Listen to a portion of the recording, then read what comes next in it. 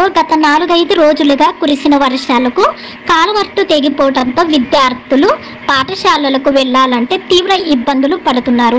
కోసిగి మండలం దేవరబెట్ట గ్రామానికి చెందిన విద్యార్థులు జంపాపురంలోనే జిల్లా పరిషత్ ఉన్నత పాఠశాలకు ప్రతిరోజు 8వ మరియు 10వ తరగతి చదువుతున్న 100 మంది విద్యార్థులు ఈ రహదారి గుంట పాఠశాలకు వెళుతుంటారు. అయితే 4 రోజుల క్రితం కురిసిన వర్షానికి కాలువట్టు తెగిపోవడంతో కాలువట్టు దాటడానికి విద్యార్థులు నానా అవస్థలు పడుతున్నారు. కాలువట్టు దాటేందుకు ఒకరినొకరు చేతులు పట్టుకుని దాటుతూ పాఠశాలలకు వెళ్తున్నారు.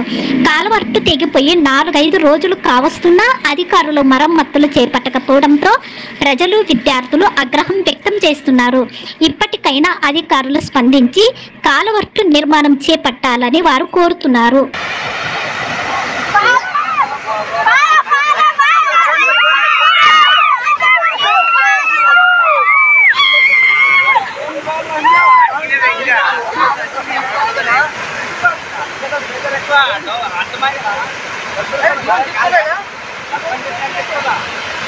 ఈ డోన్ లేసొస్ వచ్చాడు ఇది ఫేక్ లేపుతుందా